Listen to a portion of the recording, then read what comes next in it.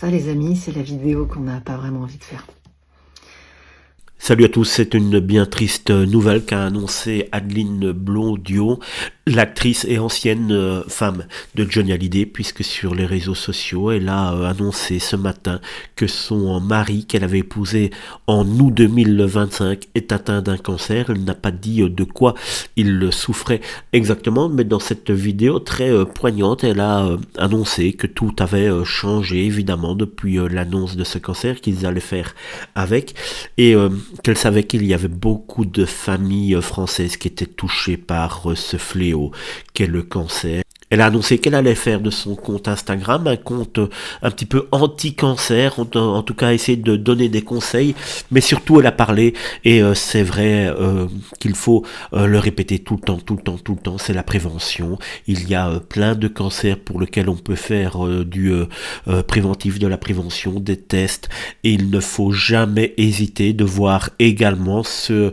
qu'on a déjà eu comme cancer dans la famille, car c'est souvent une répétition.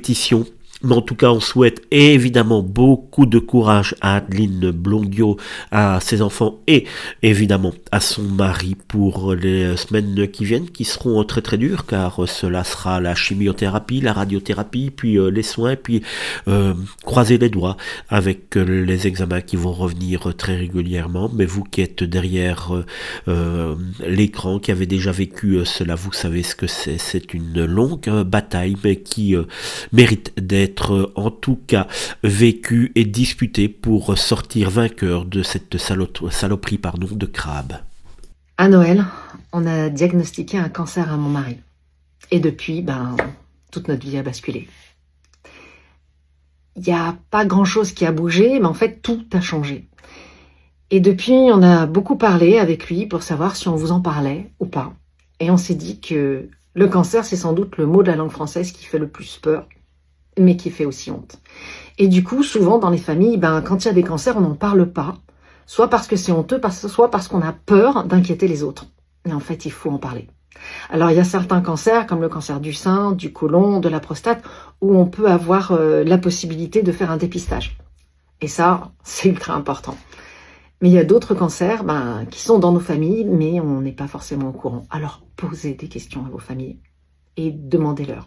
Et dites à vos enfants s'il y a des cancers, ça leur permettra de mieux se responsabiliser dans la façon dont ils vont s'occuper de leur santé. Alors, maintenant que c'est là, on va faire avec. Et donc, je vais orienter ce compte un peu plus sur du contenu anti-cancer, comment préparer le terrain, comment améliorer, optimiser, parce que tout ça, ça fait partie, en plus de tous les soins médicaux, de tout le protocole médical, de tout ce qui va pouvoir améliorer et renforcer la guérison. Ça peut aller de 30 à 50% quand même pour pouvoir améliorer la guérison. Alors on va parler d'alimentation anti-cancer, anti-inflammatoire, mais on va parler de sport, on va parler aussi de joie, comment garder sa joie dans ces moments-là, comment garder le moral parce que c'est ultra important, comment rester belle aussi, parce que moi j'ai envie de rester belle et d'être belle quand je suis à ses côtés, quand on va faire ses rendez-vous médicaux.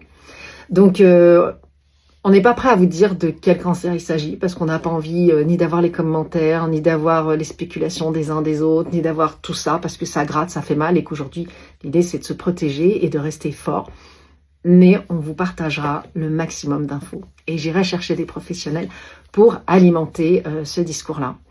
C'est ma petite pierre à l'édifice et si je peux être utile à ça, c'est déjà formidable. Je crois qu'il y aura une personne sur 3 qui sera atteinte d'un cancer. Donc, on connaît tous des gens qui sont malades du cancer. Et ces infos-là, ça peut vous aider, vous ou votre entourage. En tous les cas, moi, ça va aider dans ma famille.